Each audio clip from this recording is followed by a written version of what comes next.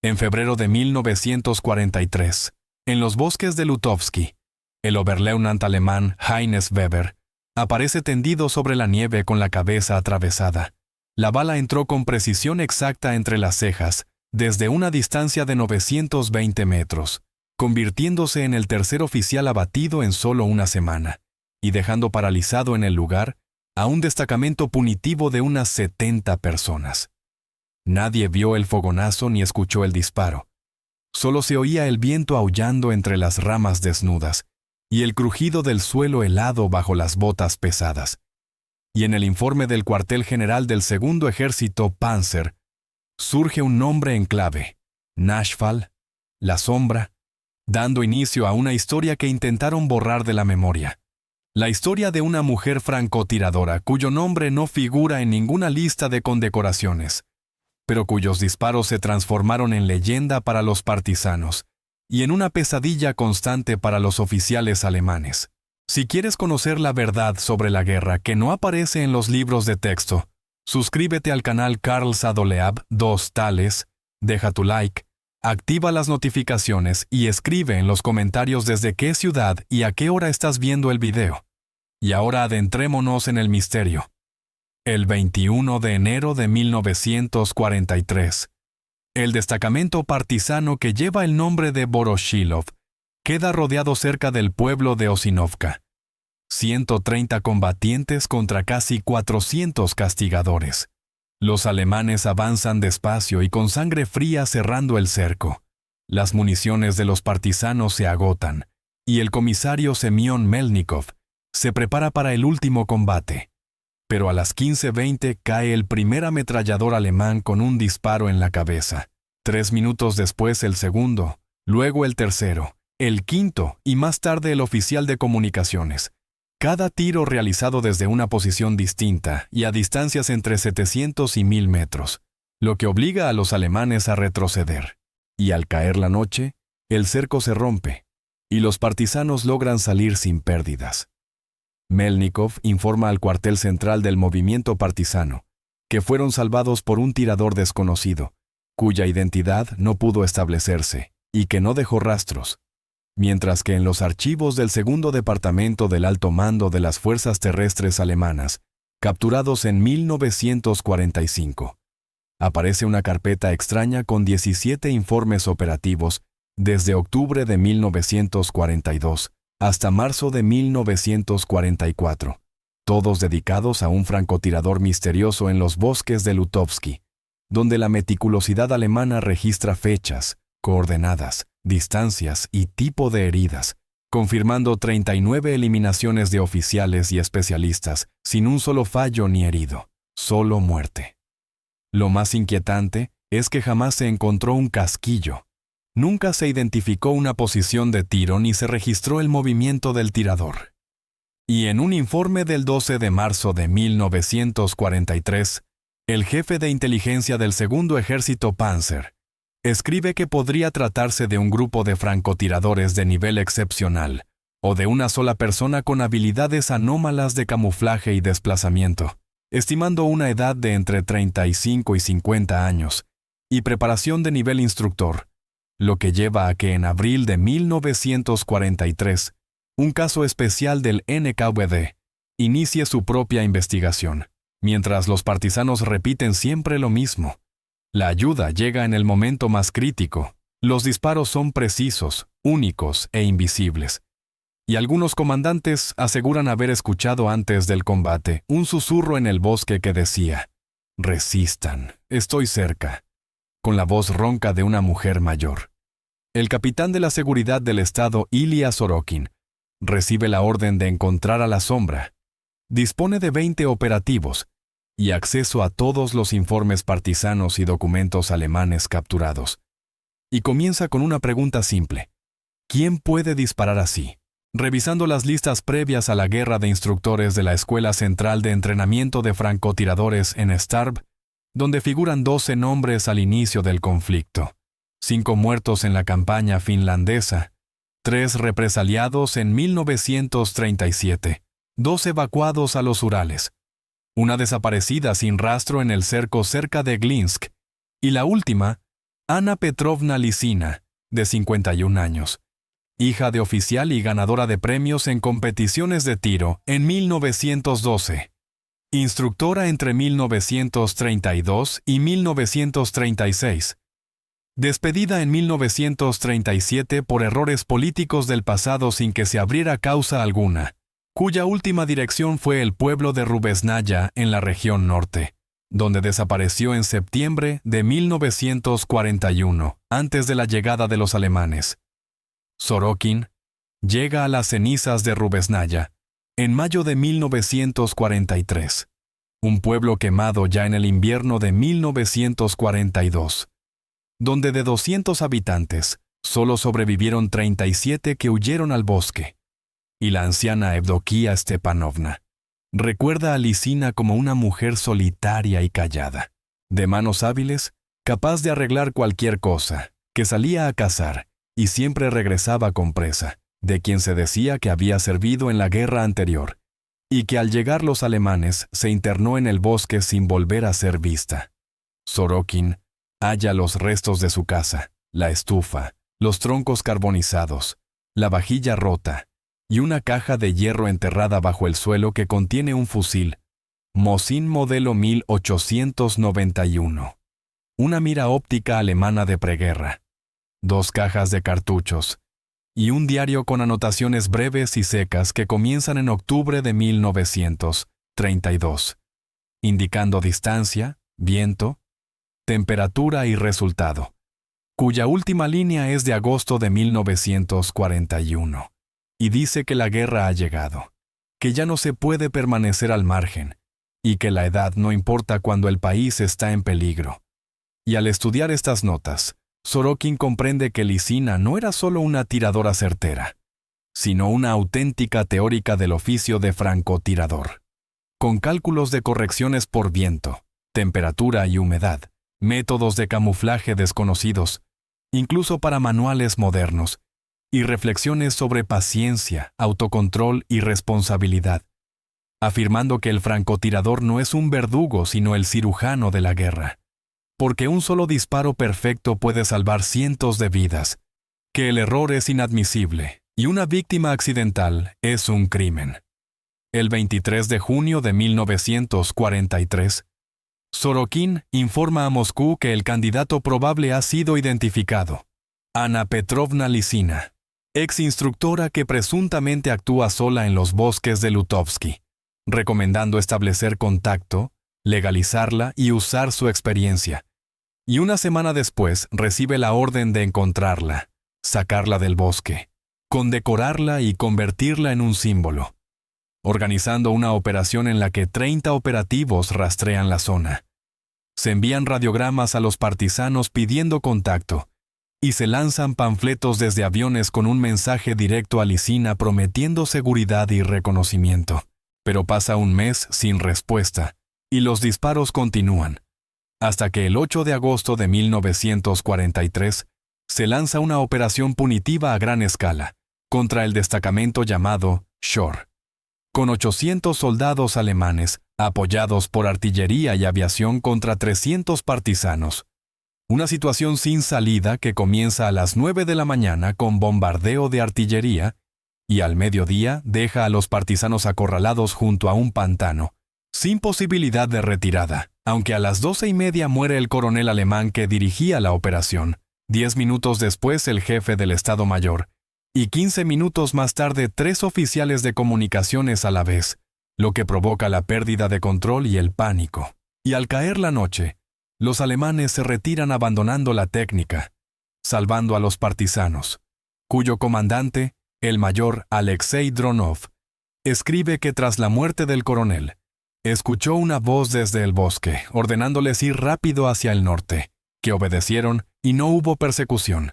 El enemigo queda desmoralizado y Sorokin inspecciona el campo de batalla 2 días después, encontrando 5 posiciones de tiro a distancias de entre 800 y 1000 metros, sin casquillos ni huellas, solo hierba aplastada y leves marcas en los troncos donde se apoyó el fusil. Y el perito criminalista concluye que el desplazamiento entre posiciones no tomó más de 10 minutos, algo que parece imposible para una mujer de más de 50 años cargada con arma y munición, o quizá posible si se conoce el bosque como la propia casa, si durante años se ha estudiado cada sendero y escondite, y si la guerra se ha convertido en el sentido de la vida. En septiembre de 1943, Sorokin recibe nueva información. Los alemanes han formado un grupo especial de cazadores de la sombra, compuesto por 20 francotiradores de unidades élite de las SS, al mando del Obersturmführer Otto Krause, veterano del Frente Oriental con 73 muertes confirmadas, cuya misión es rastrear y destruir al tirador misterioso a cambio de la Cruz de Caballero. Y Krause actúa con cálculo, analizando cada episodio, trazando un mapa de desplazamientos, definiendo rutas probables y montando emboscadas con cebos, incluso maniquíes vestidos de oficiales, hasta que el 14 de octubre de 1943, su grupo ocupa posiciones cerca del pueblo de Kamenka, colocando 3 parejas de francotiradores en forma de triángulo con un radio de observación de 1,5 kilómetros, avanzando por la carretera una falsa columna de oficiales, y a las 14 horas se oye un disparo que hace caer al maniquí. Los francotiradores fijan la dirección, una colina cubierta de abetos a 900 metros. Y Krause ordena rodearla y capturar al tirador con vida, pero 20 hombres avanzan sigilosamente, y en 17 minutos completan el cerco, registran la cima y hallan una posición ideal con hierba aplastada y marcas del fusil en un tronco. Aunque no hay tirador ni huellas de retirada, solo el viento moviendo las ramas. Algo que Krause no logra comprender, porque físicamente sería imposible abandonar la posición sin ser vista cuando todos los accesos estaban controlados. Y aún así, la sombra desapareció. Y esa misma noche, en el campamento de Krause, matan al centinela con un único disparo en la cabeza desde aproximadamente 1 kilómetro, desde la misma colina revisada 3 horas antes, dejando en la corteza un arañazo reciente y deliberado, cuyo mensaje es claro: estuve aquí, no me encontrarán.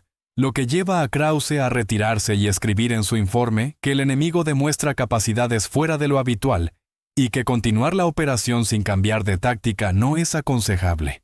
Algo que Sorokin comprende al leer el radiograma interceptado, entendiendo que Lisina juega con los cazadores, no se esconde, los provoca y subraya su superioridad, y que esto ya no es un combate sino un ajuste de cuentas por el pueblo quemado, los vecinos asesinados y la tierra profanada, en noviembre de 1943. El invierno cubre los bosques de Lutovsky y la temperatura baja hasta -20. Los destacamentos partisanos se retiran a bases invernales, refugios y pueblos abandonados. Las guarniciones alemanas se refuerzan y la actividad disminuye, pero los disparos continúan. Y el 27 de noviembre, un mayor alemán es abatido al salir de un búnker en la guarnición de Severny, a 100 metros a través del río. El 3 de diciembre, el jefe de la Gendarmería de Campo es alcanzado en la ventana de la comandancia en la ciudad de Beryozov, desde 900 metros en plena noche y ventisca.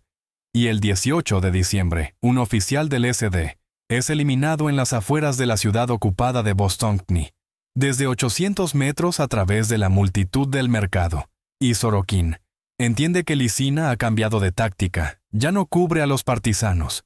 Ahora libra una guerra personal, eliminando a los responsables del terror contra la población civil, eligiendo cada objetivo de forma consciente. Porque esto ya no es solo trabajo de francotirador, es un juicio. Y la pregunta sigue siendo cómo una mujer de más de 50 años, actuando sola contra todo un ejército, logra permanecer invisible. ¿Por qué los alemanes no lograron encontrar ni una sola huella, incluso en pleno invierno sobre nieve recién caída? ¿Y por qué, lo más incomprensible, las autoridades soviéticas jamás consiguieron establecer contacto con ella? ¿Qué sabía Lisina para rechazar conscientemente el reconocimiento y las condecoraciones? Enero de 1944 trae un frío brutal, con noches de -32 grados y días de -20. Los bosques de Lutovsky se sumen en un silencio congelado. La nieve llega hasta las rodillas. El viento corta la piel y cada respiración quema los pulmones. en condiciones donde sobrevivir ya es una hazaña, y la guerra parece casi imposible. Y en ese contexto Sorokin recibe una orden de Moscú: suspender la búsqueda y concentrarse en la preparación de la ofensiva. El caso de Lisina se cierra oficialmente con la fórmula identidad no establecida, paradero desconocido, desarrollo posterior no recomendable, quedando en los archivos una carpeta con el sello de alto secreto y 237 páginas de informes y testimonios. Su nombre no aparece en ningún libro de premios, pero los disparos continúan, y el 7 de enero de 1944, un convoy alemán parte de la ciudad de Vostochny hacia Seversk con 15 camiones cargados de munición, 40 hombres de escolta y 2 transportes blindados, hasta que en un paso cercano al pueblo de Snaya, la columna se detiene por árboles derribados que bloquean la carretera, y mientras los zapadores despejan el camino, suena un disparo que derriba al comandante de la escolta. Un minuto después, cae el segundo oficial. Los alemanes responden con fuego caótico hacia el bosque, gastando cientos de cartuchos en vano. El tercer disparo mata al conductor del camión de cabeza y el cuarto al artillero del blindado. El pánico se apodera de la tropa y los soldados se dispersan. El convoy queda inmovilizado y al anochecer llega un destacamento partisano que se lleva la munición, con un balance de 4 alemanes muertos, todos por impactos precisos en la cabeza, sin bajas entre los partisanos, y el comandante Pavel Ermakov escribe que el tirador desconocido volvió a ayudar. Su fuego desmoralizó al enemigo y permitió capturar una carga valiosa sin que fuera posible establecer contacto. Y tras el combate se encuentra una inscripción tallada en un árbol: golpeadas las alimañas. Canosos, la primera confirmación documental del nombre, de la que Sorokin se entera una semana después y acude de inmediato al lugar, comprobando que la inscripción existe, grabada con un cuchillo en el tronco de un pino a 200 metros de la emboscada, con letras irregulares que revelan una mano temblorosa por el frío o el cansancio, idéntica a la del diario hallado en la caja de hierro, lo que confirma que Lisina está viva y sigue la guerra. Quiere que sepan de ella, pero no desea salir de la sombra. Sorokin intenta comprender por qué alguien a quien están dispuestos a elevar y condecorar rechaza el reconocimiento, y en el NKVD profundizan la investigación sacando a la luz archivos de los años 30 que revelan que Anna Petrovna Lisina nació en 1892 en una familia de pequeña nobleza terrateniente de la provincia de Oriol. Estudió en el cuerpo de cadetes y luego en la escuela de artillería Migailovskoye. Sirvió en la infantería durante la Primera Guerra Mundial. Participó en la ofensiva de Brusilov y recibió la Cruz de San Jorge de 4ª clase por valentía. Tras la revolución no emigró, se quedó en Rusia y enseñó matemáticas en una escuela rural. En 1932 fue invitada como instructora a la escuela de francotiradores cuando el poder aún dependía de especialistas antiguos. Pero en 1936 comenzaron inspecciones, cuestionarios e interrogatorios por su origen noble y su pasado, aunque nunca combatió contra los rojos, y solo sobrevivió a la guerra civil en el pueblo, hasta que en febrero de 1937 fue llamada al departamento especial y le propusieron firmar una denuncia contra 2 colegas acusados de agitación antisoviética, a lo que se negó diciendo que enseñaba a disparar y no a hacer política. Al día siguiente fue despedida y una semana después, los colegas arrestados y fusilados en agosto, tras lo cual, Lisina regresó al pueblo de Rubesnaya, donde vivió sola, viuda desde 1922, cuando su marido murió de tifus, sin hijos, reparando relojes y rifles para los vecinos, leyendo libros y siendo dejada en paz, sin cárcel ni exilio, simplemente borrada. Y ahora Sorokin entiende que Lisina no confía en el sistema. Recuerda cómo obligaban a traicionar y ejecutaban a inocentes. Por eso ayuda a la patria pero no al poder. Lucha por la gente, la tierra y la justicia, rechazando condecoraciones porque sabe que hoy eres héroe y mañana enemigo del pueblo. En febrero de 1944, el mando alemán cambia de táctica contra los partisanos.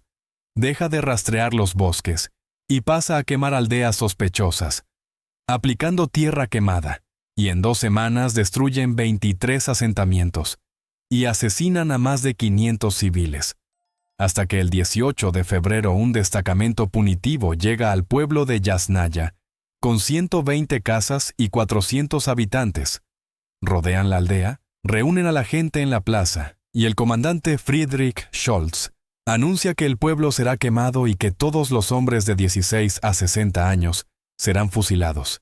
A la gente guarda silencio, las mujeres lloran, y los ancianos se persignan mientras se preparan las ametralladoras.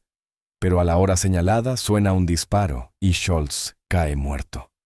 30 segundos después, el segundo oficial y 1 minuto más tarde el tercero. Los alemanes entran en pánico, disparan a ciegas al bosque, los habitantes huyen, y los disparos continúan de forma metódica y fría, cayendo sargentos, cabos y ametralladores cada pocos minutos mientras el enemigo sigue invisible. Y para el mediodía los alemanes se retiran abandonando equipo. Yasnaya queda salvada. Mueren 19 alemanes por disparos certeros, y solo 2 civiles por balas perdidas durante la retirada. Y más tarde el starosta del pueblo cuenta que al ir al borde del bosque para agradecer, no encontraron a nadie. Solo una inscripción con carbón que decía: «Vivan, no se rindan, L». Tras lo cual los destacamentos partisanos se llenan de leyendas que dicen que Lisina es el espíritu del bosque que protege a los suyos, que no duerme ni come, ve a través de los árboles y dispara a cualquier distancia, inmune a las balas porque está muerta desde 1937.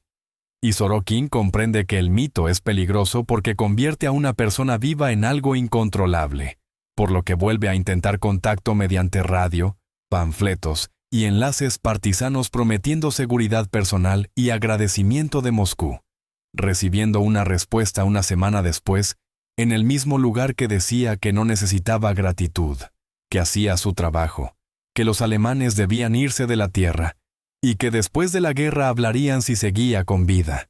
En marzo de 1944, el Ejército Rojo prepara la liberación de Bielorrusia y se ordena a los partisanos desorganizar la retaguardia enemiga, mientras Lisina cambia de táctica y deja de esperar blancos al azar para cazar personas concretas, sembrando el miedo en las guarniciones alemanas donde los oficiales temen salir. Refuerzan comandancias con sacos de arena que no los salvan. Y el 12 de marzo el jefe de la Gestapo en Bunice es abatido en su despacho desde 1000 metros. El 25 de marzo, un oficial del Abwehr cae al subir a un coche en Severny. Y el 7 de abril, el comandante de un batallón punitivo muere durante el almuerzo en Kameny, por un disparo que entra por una ventana del segundo piso, llevando a la contrainteligencia alemana a concluir que la sombra no es solo una francotiradora, sino alguien obsesionado con la venganza que castiga a los culpables de crímenes contra civiles. Estudia rutinas y espera el momento perfecto sin fallar. Y uno de sus analistas escribe que se enfrentan a una persona para quien la guerra es el sentido de la vida, que no teme a la muerte porque ya se considera muerta. No necesita gloria ni cree en la justicia y hace lo que cree correcto, siendo el enemigo más peligroso. En abril de 1944, Sorokin es llamado a Moscú, donde en la Lubianka le dicen que la identidad está establecida. Ana Petrovna Lisina, 52 años. Ex instructora que actúa sola con entre 50 y 70 eliminaciones confirmadas. Sin contacto porque recuerda 1937 y teme represalias, proponiendo dejarla en paz hasta después de la liberación. Pero el jefe responde que no se pueden permitir héroes incontrolables, porque hoy dispara a alemanes y mañana a cualquiera. Es peligrosa, y Sorokin entiende que la conversación ha terminado y recibe nuevo destino, mientras el caso se transfiere a otro oficial con la orden de localizarla y neutralizarla si se resiste. Y en mayo de 1944, un grupo especial del NKVD, al mando del mayor Sergei Kravtsov, llega a los bosques de Lutovsky para encontrar y capturar a Lisina viva o muerta, interrogando a partisanos y aldeanos, estableciendo zonas probables y emboscadas. hasta que el 10 de mayo ocupan posiciones junto a un lago tranquilo cerca de Rubesnaya, donde según informes Lisina solía venir a pescar y descansar. Y tras 2 días de espera en la tercera noche, aparece una mujer anciana con un fusil, cabello canoso y cojeando de la pierna izquierda, que bebe agua de rodillas. Momento en que Kravtsov da la señal y 12 fusiles automáticos apuntan a la figura ordenándole rendirse.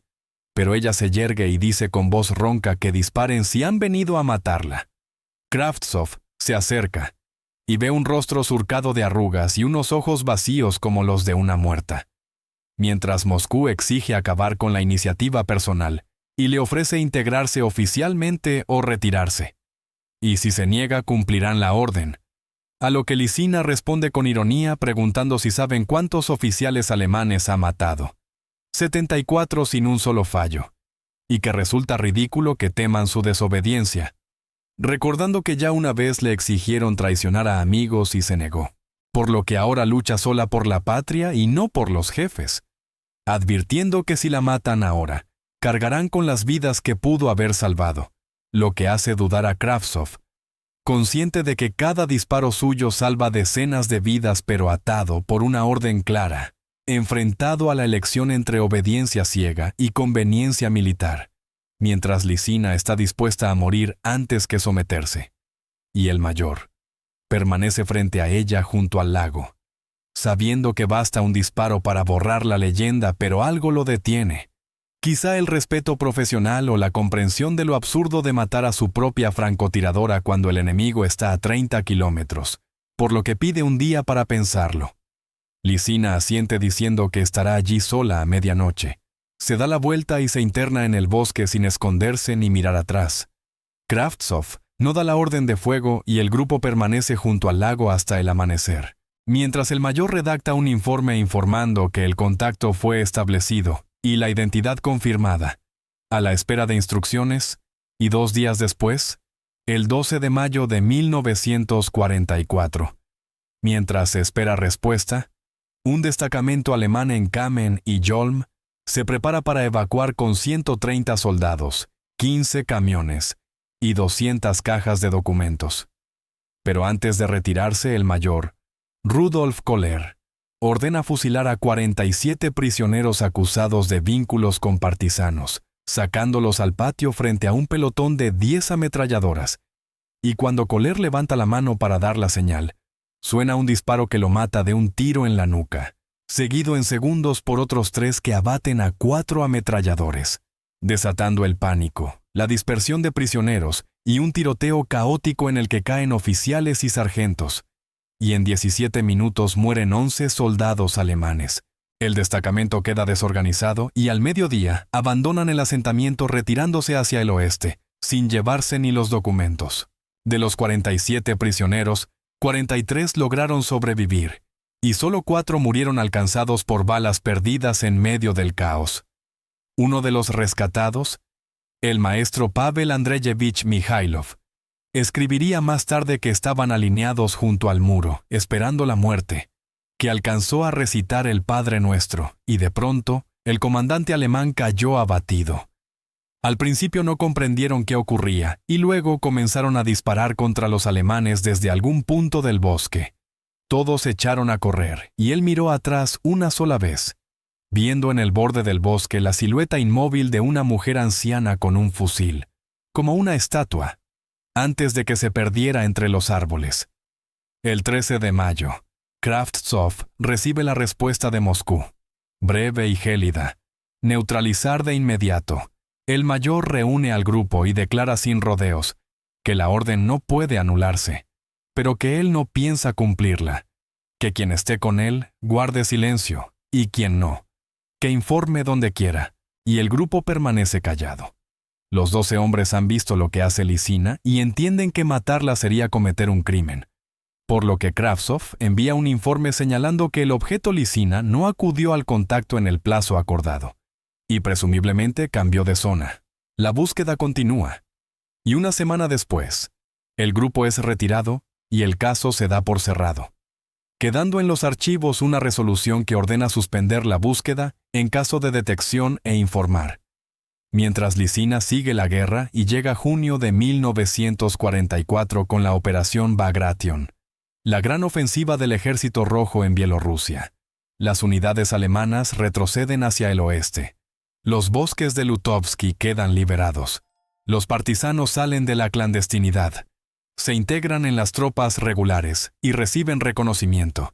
Y Lisina desaparece. El último episodio documentado de su acción data del 19 de junio, cuando una columna alemana se retira por el pueblo de Beriovsky y los partisanos preparan una emboscada. Aunque las fuerzas son desiguales, 150 alemanes contra 40 combatientes, y el comandante Artyom Serov decide cancelar la operación por demasiado arriesgada. Pero a las 4 de la tarde, el combate comienza igualmente. Los partisanos abren fuego. Los alemanes se despliegan para el contraataque y entonces empieza una eliminación metódica de oficiales alemanes, uno tras otro, sin prisa ni emoción, y en 12 minutos mueren 6 comandantes de distintos rangos. La columna pierde el control, los soldados abandonan los vehículos y huyen. La emboscada resulta exitosa, y los partisanos capturan 8 camiones con municiones y alimentos. Y tras el combate, Serov encuentra una inscripción en un árbol que dice que fue la última ayuda, y que a partir de ahora deberán arreglárselas solos, que cuiden la patria, firmada con una L. Y en julio de 1944, la ciudad de Bosny es liberada, y comienza la reconstrucción, mientras el NKVD rastrea los bosques en busca de desertores, saboteadores y agentes alemanes rezagados. De Lisina no se habla y oficialmente no existe. Sorokin, trasladado a otro servicio, intenta averiguar algo enviando solicitudes a zonas liberadas, preguntando si vieron a una mujer con un fusil. Pero todas las respuestas son negativas, como si se hubiera desvanecido. Hasta que en agosto aparece el primer aviso desde el pueblo de Glanaya, cuyos habitantes dicen que a finales de junio vieron a una anciana que coincidía con la descripción. Pidió pan y agua. Dijo que iba hacia el este, a casa. Cojeaba mucho y tosía sangre. Explicó que tenía un fragmento en el pulmón desde la primavera que casi no le impedía combatir, pero que ahora para ella la guerra había terminado y era hora de morir. Le ofrecieron quedarse y llamar a un médico, pero se negó diciendo que era mejor morir en el bosque, y se fue al amanecer sin que nadie la volviera a ver. Sorokin organiza una búsqueda, y los bosques en un radio de 50 kilómetros son rastreados sin resultados. Encuentran refugios abandonados, escondites y rastros de campamentos. Y uno de los refugios parece reciente, con literas de ramas, un fogón, una olla ennegrecida, restos de pieles, y en un rincón, paja aplastada con manchas oscuras de sangre y una libreta, que Sorokin abre con manos temblorosas, descubriendo que es el diario de Lisina, con anotaciones desde junio de 1940 hasta junio de 1944, solo 2 páginas de texto y el resto tablas con fechas, coordenadas, distancias y resultados. 89 líneas, 89 eliminaciones confirmadas, y la última anotación del 23 de junio de 1944 dice que la herida grave empeoró, que un fragmento rozó el pulmón en primavera y no le dio importancia, pero ahora comenzó la hemorragia. Casi no le quedan fuerzas. Los suyos avanzan, los alemanes huyen, y su guerra terminó, que hizo todo lo que pudo. Eliminó a 89 enemigos de la patria sin un solo inocente ni error, con la conciencia limpia, que no quiere volver con la gente porque ha visto demasiada muerte y sangre, aunque enemiga, y que un francotirador no puede vivir una vida normal después de la guerra porque cada disparo deja una marca en el alma. 89 marcas, es pesado. Quiere morir en el bosque donde se sentía viva, necesaria, y segura de hacer lo correcto, pidiendo que si alguien encuentra esas notas las entregue al archivo, y añadiendo que quizá algún día la historia sea valorada, pero que no necesita premios porque no luchó por ellos. Firmando como Ana Petrovna Lisina, ex instructora de la Escuela de Francotiradores y combatiente del Frente Invisible. Y no hay cuerpo, ni fusil, ni huellas, Solo el diario y el refugio vacío. Sorokin continúa la búsqueda otros 2 meses sin resultados, y en octubre de 1944, el caso se cierra oficialmente con la conclusión de que Lisina presumiblemente murió a causa de las heridas en junio de 1944 en los bosques de Lutovsky, con lugar de enterramiento desconocido y sin hallazgo del cuerpo. El diario se archiva en el NKVD, con clasificación de alto secreto, y el expediente se cierra. Su nombre no aparece en ninguna publicación oficial. Pero la leyenda sigue viva. Los partisanos salvados cuentan historias a sus hijos, y los habitantes de las aldeas transmiten la memoria de una vieja francotiradora que luchó sola contra todo un ejército. Una sombra imposible de ver. El ángel guardián de los bosques de Lutovsky. Y en diciembre de 1944, Sorokin recibe una carta extraña sin remitente ni firma, con letra temblorosa, que dice que no la busque, que está viva pero para el sistema está muerta, y así es mejor, que la guerra continúa y ella también, y que cuando no queden alemanes en la tierra se irá, pidiéndole que no moleste a la sombra. Sorokin informa a sus superiores, y la reacción es unánime, provocación. Lisina está muerta, y alguien usa su nombre para desinformar, no investigan más. Pero un mes después, llega un informe desde Polonia, donde en una ciudad liberada, Lublin, encuentran una nota en alemán clavada en la puerta del antiguo edificio de la Gestapo, que dice que allí se ejecutó a inocentes, y que ahora llegó el juicio, firmada como Schatten, sombra, el nombre con el que los enemigos llamaban a Lisina, y en enero de 1945, durante la ofensiva en Prusia Oriental, en medio de combates feroces y enormes pérdidas, vuelven a suceder hechos extraños. Oficiales alemanes mueren por disparos de francotirador en la retaguardia profunda, en cuarteles fortificados y búnkeres. Siempre un solo tiro mortal en la cabeza desde distancias increíbles, desconcertando incluso a los francotiradores soviéticos porque no es su trabajo y las condiciones son inhumanas, lo que lleva a la contrainteligencia Smersh a investigar sospechando provocaciones alemanas. Pero los documentos capturados muestran pánico entre los alemanes que recuerdan la leyenda de la sombra de Lutovsky, y temen que haya llegado por ellos. Y Sorokin, ya en el cuartel general del frente, comprende que Lisina está viva, que llegó a Alemania y continúa su guerra personal.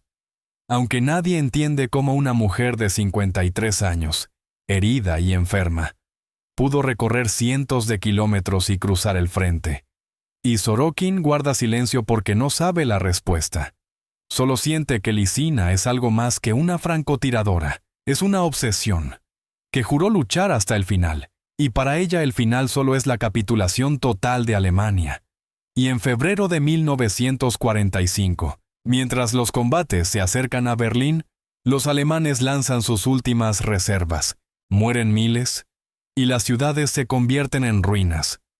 La guerra entra en su fase final, y en medio de ese infierno, los oficiales alemanes siguen cayendo por disparos invisibles, como el coronel Wolfgang Krüger, abatido el 12 de febrero cerca de Kustrin, por un disparo a través de la tronera de un búnker, o el Gauleiter Karl Hanke, asesinado el 28 de febrero en Breslau. Y en marzo de 1945, ya en territorio alemán, Lisina no se detiene. Sorokin recibe la orden de encontrar y detener al tirador desconocido, comprendiendo lo absurdo de buscar a una sola persona entre millones en el caos de la ofensiva. Pero aún así analiza balística y lugares y entiende que el tirador actúa de forma selectiva, eliminando solo a criminales de guerra, organizadores de operaciones punitivas y comandantes que fusilaron prisioneros, convirtiendo esto no en una simple caza, sino en un juicio. Y en abril de 1945, con Berlín rodeado y Hitler en el búnker, el Ejército Rojo asalta la capital, y el 12 de abril, encuentran una nota junto al cuerpo de un oficial de las SS, asesinadas que dice que es por Bosni, por Rubesnaya y por todos los que mataron, firmada a Lisina, la última mención documental del nombre, y tras la capitulación Sorokin nunca la encuentra. Los documentos dicen que murió en los bosques de Lutovsky, pero queda la duda de si realmente llegó a Berlín para concluir su guerra personal, y por qué su nombre fue borrado de la historia pese a salvar cientos de vidas. Y en mayo de 1945, con la guerra terminada y Berlín en ruinas, comienza la época de la memoria oficial mientras Sorokin recibe un nuevo destino en la Comisión de Crímenes de Guerra.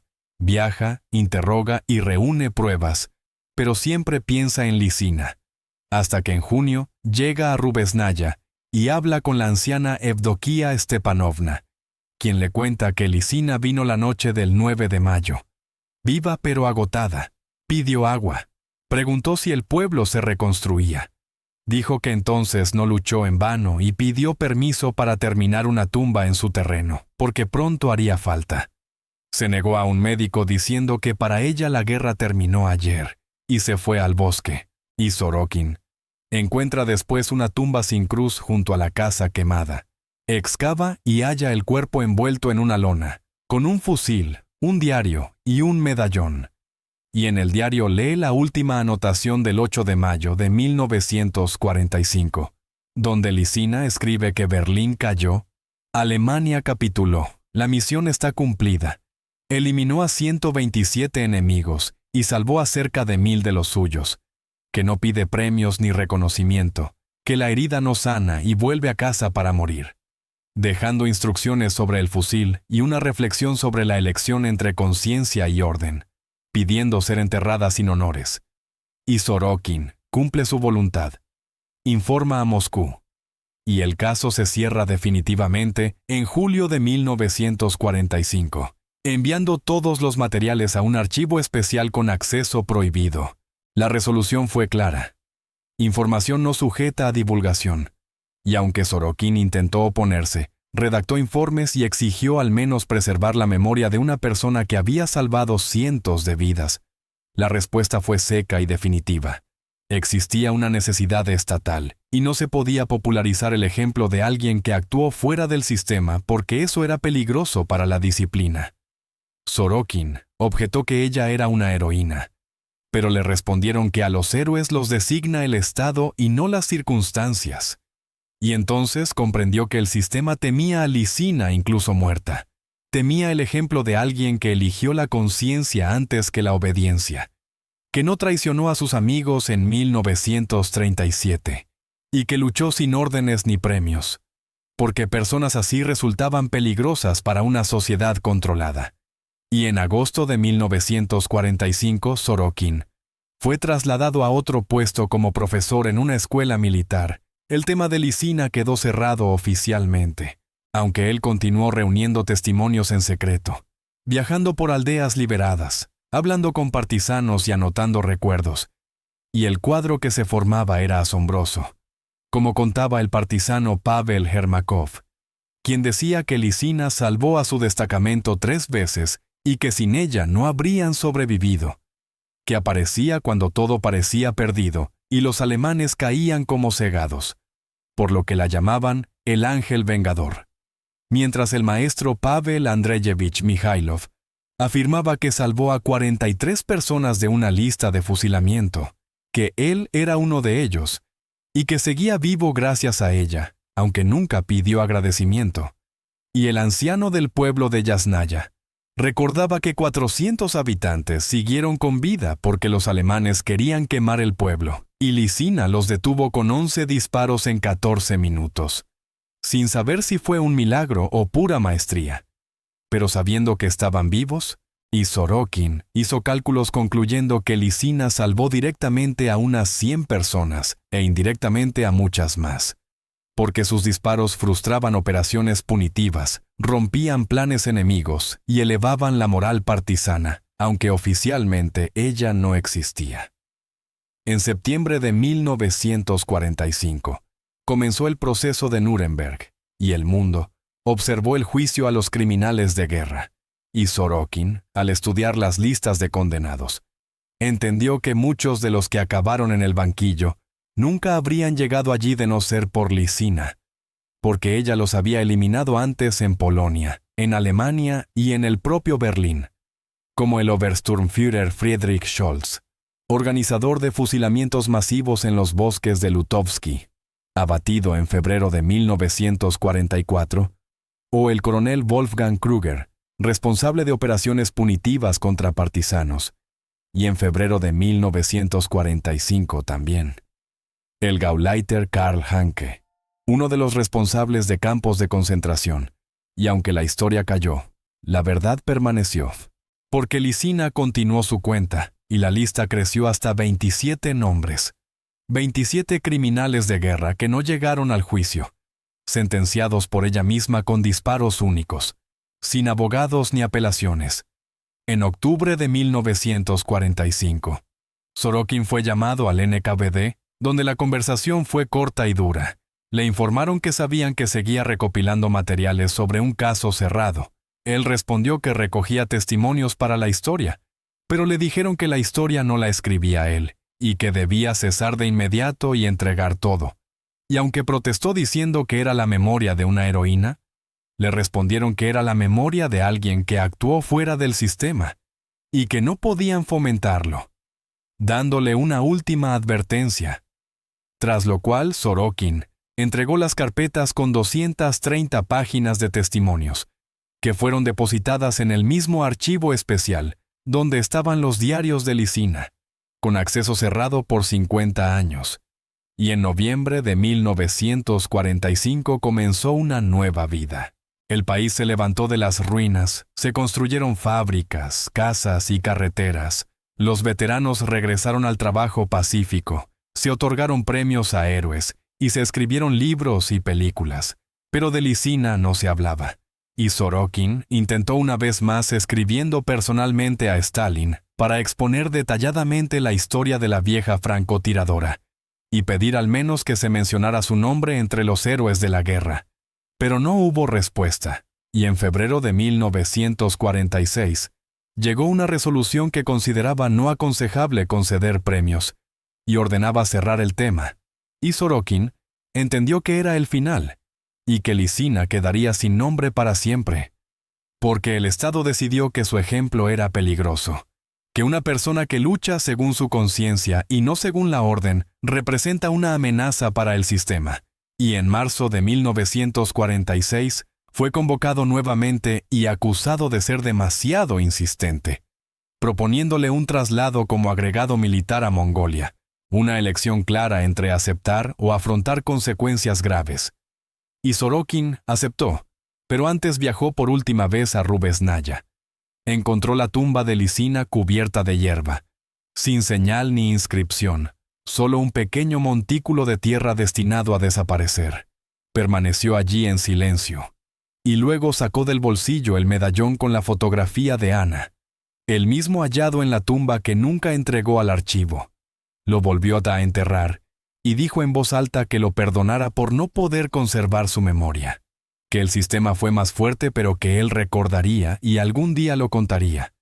Y se marchó a Mongolia donde sirvió 12 años, regresando a Moscú en 1958, tras la muerte de Stalin durante el deshielo, pensando que quizá ahora se podría hablar.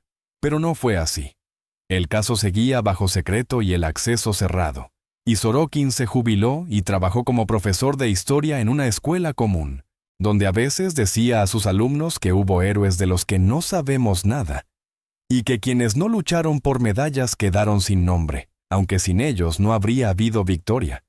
Y cuando los alumnos preguntaban quiénes eran, Sorokin guardaba silencio porque decir el nombre seguía prohibido, y en 1975, con 70 años y enfermo, sintiendo que le quedaba poco tiempo, escribió memorias detalladas y honestas con todos los testimonios y hechos sobre Lisina, concluyendo que Ana Petrovna Lisina fue una verdadera heroína no por la cantidad de enemigos que destruyó, sino porque eligió la conciencia en lugar del sistema. No traicionó a sus amigos, no obedeció órdenes injustas ni luchó por premios, sino por la verdad, y murió sola, olvidada y borrada de la historia, calificando eso como un crimen contra la memoria, escondiendo el manuscrito en casa y dejándolo a su hija con la instrucción de publicarlo cuando cambiaran los tiempos. Y Sorokin murió en 1976. El manuscrito quedó en el archivo familiar, dejando abiertas las preguntas de por qué el Estado temía tanto la memoria de Lisina. ¿Qué sabía ella para que borraran su nombre? ¿Y dónde estaban ahora los documentos del archivo especial del NKVD? Si aún existían o fueron destruidos para siempre. En 1991, la Unión Soviética se derrumbó y los archivos comenzaron a abrirse. Lo que durante décadas estuvo bajo alto secreto se volvió accesible y los historiadores estudiaron febrilmente los documentos, revelando poco a poco la verdad sobre represiones, guerra y héroes olvidados. Y Elena Ilyinichna Sorokina, hija del capitán Ilya Sorokin y archivera del Archivo Central del Ministerio de Defensa, con 62 años, decidió que había llegado el momento y presentó una solicitud para desclasificar el caso. Lisina AP, número SSNKVD 43484. Pero un mes después, recibió la respuesta de que el caso no había sido encontrado y posiblemente fue destruido. Sin rendirse, envió solicitudes a otros archivos del FSB y militares del partido, obteniendo siempre la misma respuesta. Comprendiendo que las huellas fueron destruidas deliberadamente, sin saber cuándo ni por qué.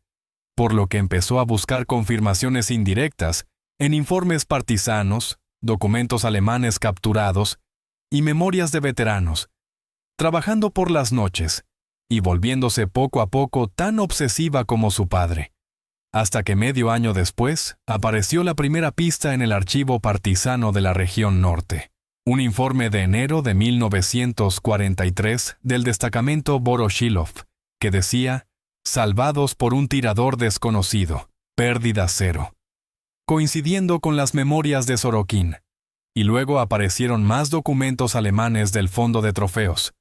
Una carpeta sellada sobre la operación Eschatten, con 17 informes entre octubre de 1942 y marzo de 1944. Estadísticas de oficiales eliminados, mapas de zonas probables de acción y la conclusión de inteligencia de que se trataba de un grupo de francotiradores o de una sola persona con capacidades anómalas. Y Elena copió los materiales, armó un dossier y comparó fechas, lugares y testimonios, hasta que poco a poco se formó una imagen completa de la guerra de Ana Petrovna Lisina en febrero de 1992. Tras lo cual, publicó un artículo en la revista histórico-militar titulado La sombra de los bosques del norte, un héroe olvidado de la Gran Guerra Patria, detallado y documentado, cuya reacción fue inesperada, ya que la redacción recibió una carta del FSB exigiendo retirar el artículo por contener información no fiable, aunque la revista ya había salido con 5,000 ejemplares, lo que desató un escándalo entre veteranos, historiadores y periodistas que exigieron una investigación preguntando por qué, si Lisina existió y realizó tantas hazañas. Se guardó silencio, no fue condecorada y fue borrada de la historia, a lo que el FSB respondió oficialmente negando su existencia, afirmando que no figuraba en documentos operativos del NKVD y que la publicación era una falsificación. Y Elena entendió que el sistema seguía ocultando la verdad, incluso tras la caída de la URSS. Por lo que continuó investigando, viajó a la región norte y llegó al pueblo de Rubesnaya, donde ahora vivían unas 50 personas. Muchas casas estaban abandonadas y casi no quedaban ancianos, salvo Semyon Kuzmich, de 90 años, hijo de Evdokia Stepanovna, quien recordaba que su madre vio a Lisina en mayo de 1945, y que él mismo, siendo adolescente, vio a la mujer con el fusil, relatando que llegó de noche tras la victoria. Apenas se mantenía en pie y pidió permiso para enterrarse en su propio terreno, que habló con total seriedad diciendo que cavaría la tumba ella misma, se acostaría y ellos la cubrirían, y ante la negativa se internó en el bosque, siendo hallada muerta por la mañana en una tumba ya preparada, con el fusil al lado y las manos cruzadas como dormida. Y Elena, junto a un historiador local, recorrió el terreno encontrando restos del cimiento de la estufa y una depresión de 2 metros por 1. Usando un georradar que detectó una anomalía a 1 metro de profundidad con forma humana, tras lo cual solicitó oficialmente la exhumación para establecer la identidad de una posible heroína de guerra, solicitud que fue rechazada por falta de fundamentos. Pero ella recurrió a organizaciones de veteranos, sociedades históricas y periodistas, generando resonancia pública, reportajes televisivos y artículos, hasta que en julio de 1992, bajo presión social, se autorizó la exhumación y una comisión con forenses, militares, historiadores y periodistas abrió la tumba, hallando restos de una mujer de entre 50 y 60 años, de unos 170 centímetros, con fracturas antiguas, herida de metralla en el pulmón izquierdo y muerte por hemorragia interna, junto a un fusil Mosin con mira óptica y claros signos de uso intensivo, con peritaje que indicó más de 2.000 disparos, y un medallón artesanal grabado con el nombre Lisina Anna Petrovna 1892 a 1945, confirmando la identidad, y Elena lloró al comprender que durante 50 años aquella persona yació sin nombre ni memoria, hasta que medio siglo después su nombre regresó, y los restos fueron reenterrados solemnemente con un modesto monumento de granito que decía: Lisina Anna Petrovna, francotiradora patriota, 1892 a 1945, combatió según su conciencia, asistiendo veteranos de toda la región, y el viejo partisano Pavel Hermakov, de 91 años, dijo que salvó a su destacamento 3 veces y que sin ella no habrían sobrevivido, que fue la mejor de ellos, y que el sistema la traicionó, pero que recordarían. Y tras ello Elena continuó la búsqueda de documentos hasta que, ya confirmada la identidad, los archivos se vieron obligados a buscar materiales. Y 3 meses después, apareció una carpeta del FSB, con sello de alto secreto retirada solo en 1991, que contenía 200 páginas con el informe de Sorokin, protocolos de interrogatorios, documentos alemanes capturados, los diarios de Lisina y una resolución de julio de 1945, firmada por el viceministro del Interior. Se ordenó cerrar el caso y conservar todos los materiales de manera indefinida en un archivo especial, prohibiendo cualquier divulgación sobre Lisina, y la razón quedó expuesta sin rodeos. Actuó fuera del sistema, rechazó el contacto con los órganos, y representaba un peligro ideológico como ejemplo de desobediencia. Y ahí estaba la verdad. Lisina no era peligrosa como enemiga, sino como modelo. Como una persona que en 1937 no aceptó traicionar a sus amigos, que combatió guiada por la conciencia y no por órdenes, y que rechazó condecoraciones porque no confiaba en el sistema. Y personas así siempre han sido la principal amenaza para un Estado totalitario. Por lo que Elena decidió publicar íntegramente los documentos hallados, y en 1993 apareció el libro La Sombra, la historia real de un héroe olvidado, cuya primera edición se agotó en una semana, y fue reimpreso 3 veces, iniciando una campaña pública para conceder a Lisina una condecoración póstuma, con veteranos escribiendo cartas al gobierno, historiadores hablando en conferencias y periodistas rodando documentales.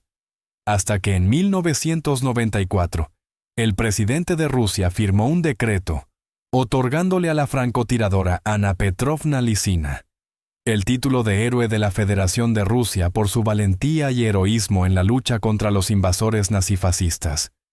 Y 50 años después de su muerte, recibió finalmente el reconocimiento, que Elena aceptó en su nombre, tras lo cual la Estrella de Oro fue entregada al Museo de la Gran Guerra Patria, junto con el fusil de Lisina, sus diarios, fotografías de la tumba y documentos de archivo, formando la exposición La Guerra de una Solitaria, dedicada a una francotiradora que combatió según su conciencia, y miles de personas acudieron a verla, leyendo los diarios y estudiando las cifras. 127 eliminaciones confirmadas y más de 1000 vidas salvadas, observando el fusil desgastado e intentando comprender cómo una mujer de más de 50 años pudo luchar sola contra un ejército, encontrando la respuesta en la última anotación de su diario, la misma que Sorokin leyó en 1945, donde se decía que un francotirador no puede vivir una vida normal después de la guerra, porque cada disparo deja una marca en el alma, pesada pero soportable, cuando sabes que cada bala salva a decenas de los tuyos. En 2005, Elena Sorokina, ya con 76 años, recibió una carta desde Alemania del historiador Hans Müller, quien estudiando los archivos del segundo ejército Panzer de la Wehrmacht, descubrió una carpeta sobre la Operación Schatten, y escribió que, revisando los documentos de su abuelo, antiguo oficial de inteligencia, había encontrado materiales sobre una francotiradora soviética a la que los alemanes llamaban la Sombra, y que su abuelo participó personalmente en su búsqueda, dejando constancia en su diario de noviembre de 1943 de que intentaron rodearla en una colina. Registraron cada metro y aún así desapareció, convirtiéndose en un fantasma, que los soldados atribuían a la mística, aunque él no creía en fantasmas y consideraba que sus acciones estaban más allá de lo posible, afirmando incluso que con 10 tiradores así, Alemania habría ganado la guerra. Y antes de morir en 1979, su abuelo le pidió que, si alguna vez descubría quién fue la Sombra, le transmitiera su respeto como adversaria digna, por lo que ahora, sabiendo que era Anna Petrovna Lisina, solicitaba permiso para viajar a Rusia y llevar flores a su tumba, permiso que Elena concedió, y Müller viajó llevando documentos desde Alemania para entregarlos a historiadores rusos. Permaneció largo rato en silencio ante la tumba, y dejó una corona con una cinta en ruso como gesto de respeto.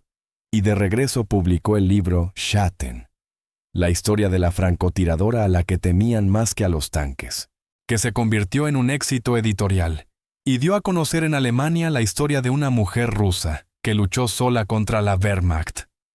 En 2010 se inauguró en el pueblo de Rubesnaya el Museo de Anna Petrovna Lisina, una pequeña casa de madera en el lugar de su antigua vivienda, con exposiciones, fotografías, documentos, mapas de combates, copias del fusil y objetos personales, y cada 9 de mayo acuden veteranos, escolares e historiadores para actos conmemorativos que relatan la historia de alguien que eligió la conciencia antes que el sistema.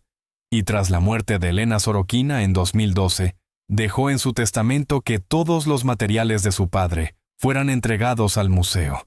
Y en su funeral se dijo que ella devolvió el nombre a una heroína, que ese fue su propio acto heroico, y que cuántas historias similares siguen ocultas en los archivos. Cuántos héroes sin nombre yacen en tumbas olvidadas por no obedecer al sistema, planteando la pregunta de qué habría ocurrido si Lisina hubiese aceptado condecoraciones y órdenes y se hubiera convertido en una heroína oficial. Si habría vivido más o habría perdido lo que la hacía auténtica, la libertad de la conciencia.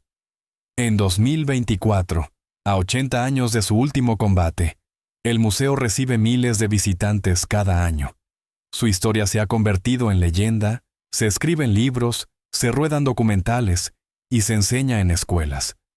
Aunque siguen existiendo preguntas sin respuesta, y un joven historiador de 32 años, Alexei Morozov, al preparar una tesis sobre el movimiento partisano del norte, descubre una discrepancia. Los documentos alemanes hablan de 127 oficiales eliminados por la Sombra, la misma cifra que figura en el diario de Lisina. Pero los informes partisanos solo registran 89 episodios de ayuda, una diferencia de 38, lo que lo lleva a investigar y descubrir que esas muertes no ocurrieron junto a partisanos, sino como eliminaciones selectivas en la retaguardia alemana, en ciudades ocupadas donde los partisanos no actuaban, porque Lisina cazaba. Y al revisar la lista encuentra que 27 eran criminales de guerra, organizadores de castigos y jefes de campos.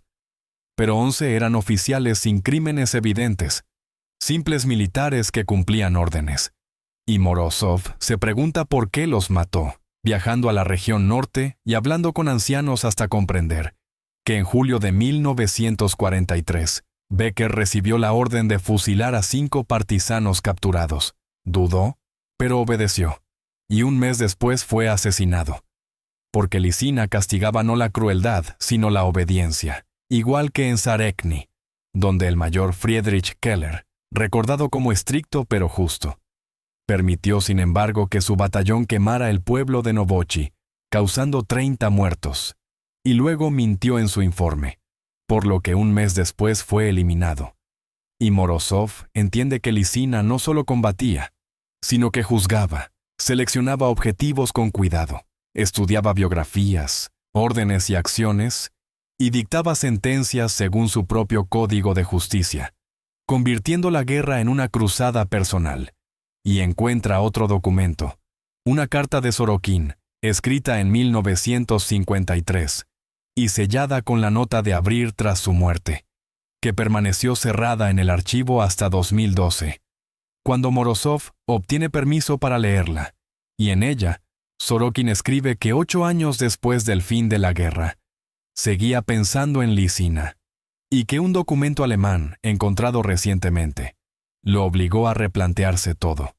Pues en febrero de 1945, la contrainteligencia alemana recibió una denuncia afirmando que la francotiradora soviética Lisina ya actuaba en Europa Central, y el informante decía conocerla personalmente desde el ejército zarista, describiendo con detalle su aspecto, hábitos y táctica, aunque los intentos de emboscada fracasaron porque Lisina parecía saberlo todo de antemano, y el informante solo figuraba como fuente K-17, que Morozov identifica luego como Sergei Pavlovich Orlov, antiguo oficial zarista implicado en el caso de 1937.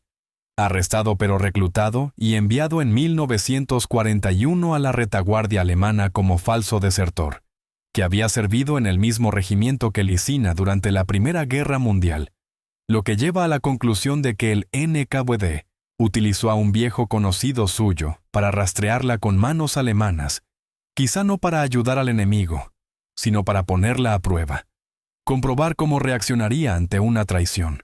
Una prueba de lealtad al sistema que Lisina evitó al no caer en la trampa y seguir luchando a su manera.